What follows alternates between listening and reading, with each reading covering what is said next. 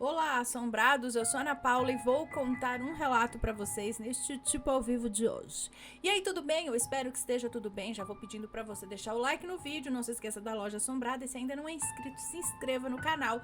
E vamos pro relato de hoje, que é este: Vivências de minha mãe.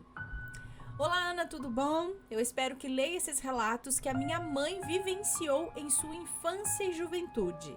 Um abraço para você, pro Matheus, para as crianças e, é claro, para os bichinhos. Os nomes estão trocados, tá? Então é um moço que nos conta aqui as experiências da mãe dele. Bem, a minha mãe nasceu na Paraíba, na zona rural de uma pequena cidade. Aos 7 anos, migrou para outra pequena cidade no sertão. E aos 14, retornou de vez ao município que nasceu, no Agreste. Então são vários relatinhos aqui, tá? Primeiro, Noite Sinistra. Em meio aos seus 6 irmãos. Em meio aos seus 6 irmãos, nos anos 70, morando em uma casa humilde, já com seus 14 anos, depois de retornar ao Agreste, a minha mãe e todos os seus irmãos dormiam em redes. Como era comum na época, né, pois a disponibilidade de camas era rara. Basicamente, suas vidas eram roça para os homens e até algumas mulheres às vezes, e cuidar das crianças era exclusivo das mulheres. Ainda mais tendo 6 irmãos, uns cuidando dos outros em meio a confusões e brigas, sabe como as crianças são, né? De uma fagulha faz uma fogueira. E o castigo? Que castigo o quê? Era uma surra mesmo, sem pena. Graças a Deus eu nasci no século XXI. Usavam de cinto, corda, cipó, bainha, chinelo e qualquer objeto que estivesse próximo. Misericórdia. Mas voltando ao relato, ela estava em uma noite deitada na rede, pronta para dormir, em um breu total, algo obrigatório, pois a eletricidade não era possível nem nos sonhos mais altos. E entre cochiladas e aquele estado de quase dormindo, quase acordada, senti um cutucão no pé. De reflexo e susto, recolheu o pé. E instantaneamente o mesmo cutucão do pé foi sentido no seu ouvido, na sua orelha, por baixo da rede. Ou seja, aquilo estava embaixo da rede. Ela estava deitada assim e aí teve o cutucão aqui, eu acho, né? Aquela rede tremeu a noite inteira, pois a minha mãe não conseguiu adormecer tremendo. Alguns dias depois, uns 2 ou 3, novamente estava deitada na rede quando algo passa por baixo da rede. E enquanto aquilo passava por baixo, chegou a erguer a rede até certo ponto e soltou, fazendo com que ela balançasse fortemente, de forma que a minha mãe quase morreu de pavor. Pois imagina só, algo desconhecido balançar a sua rede, fazendo você ficar lá dentro sem poder sair, só sentindo aquele balanço no meio daquela escuridão. Senhor amado. Bom, segunda história. Lenha barulhenta. O meu avô, pai da minha mãe, costumava queimar lenha para os afazeres da cozinha. Comprava lenha e um certo homem é que a trazia em sua caminhonete. Ela era colocada atrás da casa, no meio do terreiro / quintal, para quando fosse preciso, alguém fosse lá e pegasse a lenha para queimar. Certa noite, após a lenha chegar mais cedo, como de praxe, na caminhonete, todos estavam já em suas camas. Certa noite, após a lenha ter chegado mais cedo na caminhonete, né? Todos estavam já em suas camas, sim, porque nessa época as coisas haviam melhorado, já tinha cama, né? Já era possível ter camas. Nada de se preocupar mais com fantasmas que balançam as redes. Quando de repente o silêncio da noite foi quebrado por sons que vinham justamente daquela lenha. Era como se estivessem descarregando a lenha. Como um replay do que aconteceu mais cedo. Como se jogassem ela de cima de uma caminhonete no chão. toda a noite, a noite inteira foi regada a esse som. Minha mãe não conseguiu dormir.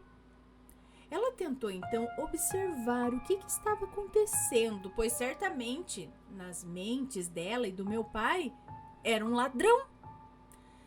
Ficou, pois, de pé em cima da cama e olhou pela parte em que as telhas fazem um espaço com o topo da parede, pois naquela época raramente uma casa era de telhado alto devido à pobreza.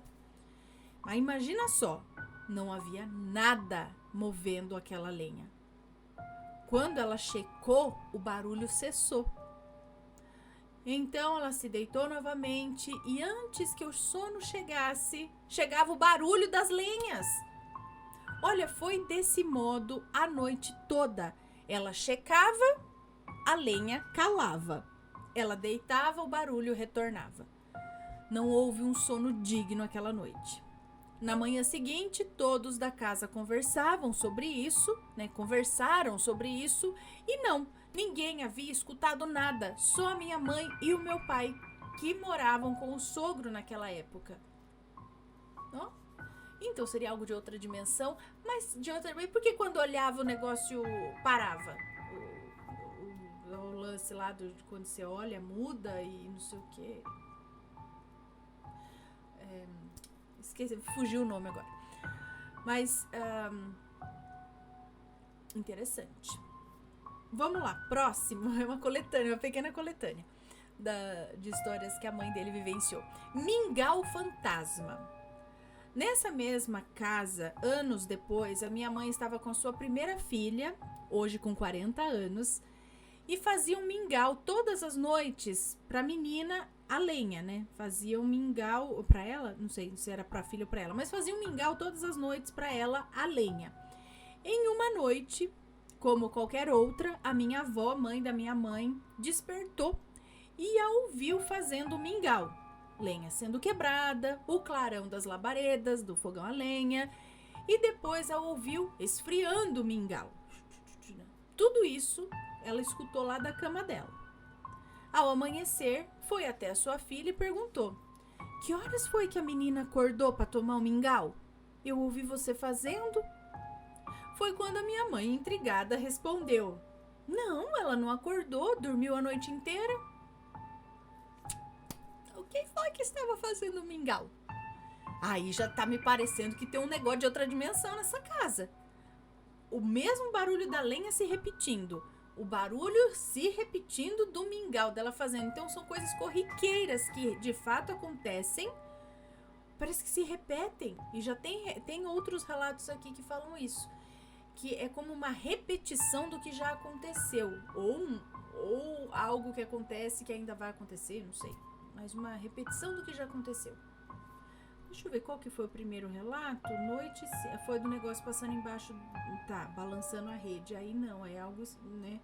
Mas a história da lenha do mingau é interessante nesse sentido aí, de outra dimensão, sei lá o que, uma repetição, um eco. Próxima história aqui, memória falsa. Outro dia, minha tia, irmã da minha mãe, casou-se com um cara chamado Dedé. Devido a todas as condições difíceis financeiramente falando, o Dedé resolveu viajar para São Paulo em busca de uma vida melhor, deixando sua esposa, minha tia Lúcia, sozinha aqui na Paraíba mesmo, sozinha. Ele ia partir mais ou menos às 9 da manhã. Mãinha foi lavar então algumas roupas em uma cacimba que ficava próximo à casa do Dedé e da sua esposa. Ela levou e lavou a roupa para que quando terminasse fosse lá se despedir do seu cunhado. Quando terminou as roupas, virou-se para casa, viu sua irmã com um prato na mão, na janela, passando a mão como que lavando, passando a mão assim no prato, como se estivesse lavando. Minha mãe então foi até lá e soube que o Dedé já havia partido. Perguntou então a Lúcia: ele almoçou antes de ir? E teve a seguinte resposta: não. Mas e aquele prato que você estava lavando na janela? E ela falou: eu não lavei prato nenhum hoje. E olha, até hoje ela jura que viu a titia lavando aquele prato na janela. O que poderia ter sido então? De novo. Só que agora na casa da tia.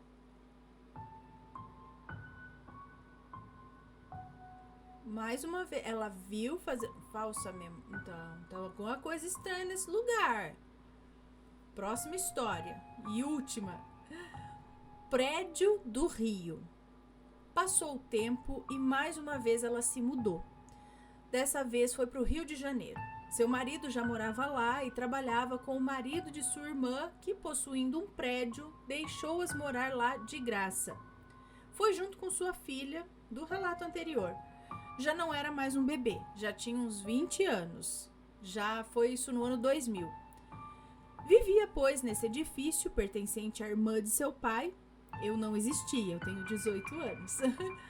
Entretanto, então ela vivia nesse prédio aí, que era da irmã... Não, é pertencente à irmã do meu pai. Tá. Entretanto, como nem tudo é um mar de rosas, né? Começou o show. Ouvia-se o som de salto alto subindo as escadas e até mesmo dentro de casa, ao deitarem para dormir. Portas abriam sozinhas do nada, os bocais, aquilo que une a lâmpada ao PVC, iam ao chão, eles caíam. Era basicamente aquela música do Hit. Ouço passos na escada, vejo a porta abrir. O duro é assim, chega na parte do... como que é? Meia-noite no meu quarto. Ela vai surgir. Ai, ai. Além de sentirem uma sensação opressiva, negativa naquela casa, havia alguma coisa lá. Mas agora eu vou explicar o que aconteceu naquele prédio antes de tudo isso. Seria a causa? Seria uma coincidência? Vamos ver. Naquela localidade, um garoto caiu de cima de um dos andares. Não se sabe se ele pulou ou ele caiu sem querer. O pior é que algumas fotografias dele em vida foram achadas pela minha irmã em um cômodo abandonado do prédio. Uma outra ocorrência foi a seguinte. Eu não falei que o prédio era da irmã do meu pai? Então, ela, digamos que roubou o marido de uma moradora daquele mesmo apartamento. Os dois moravam lá. Ela roubou o marido de uma das moradoras daquele mesmo apartamento. Os dois moravam lá, mas a minha tia separou eles e ficou com o homem. Sozinha, sem o marido, era extremamente revoltada com tudo isso. A mulher, é isso? E ela acabou desenvolvendo um câncer e justamente a mulher que roubou o seu marido, no caso a minha tia, era quem levava comida para ela e cuidava dela. E ela se sentia muito humilhada por conta disso. E acabou morrendo naquele lugar, com todas essas mágoas e esse ódio. Seriam essas as causas de tais acontecimentos? Pode muito bem ser. Depois de tudo isso, todos voltaram aqui para Paraíba, mais especificamente nas redondezas da casa do primeiro relato. Obrigado por ler, Ana. Foram vários relatos e eu vou ficar feliz que só a gota serena de... Vou ficar feliz que só a gota serena de... se tu ler. Vice? Tá lido. Um abração em toda a família e assim que eu tiver tempo vou mandar mais relatos. Minha mãe, meu pai, minha irmã e eu gostamos demais do canal de vocês. Fazem parte da rotina já. Dormimos ouvindo relatos. Você é quem nos nina toda noite. Tchau e até mais. Um beijo pra você, muito obrigada. E menino, achei muito interessante as histórias. Fiquei muito intrigada e achando que tem, sei lá, alguma coisinha aí que trata dos lances de dimensão, uns negócios estranhos ali no sítio, na parte ali. Agora, do prédio no Rio de Janeiro, pelo histórico, talvez, pode ser sim que ficou alguma coisa ali devido a essas histórias que você contou. Pode ser sim. E talvez isso tenha aberto espaço para outras coisas também virem, né? Eu tô parecendo Grinch, gente. Quando, eu sei lá, tem hora que meu cabelo fica assim. Eu não fico igual o Grinch. Que bonitinho. Preciso começar a usar presilha pra parar isso aqui, porque não para. Não para, não adianta pôr pra lá, ele volta. Ai, Senhor.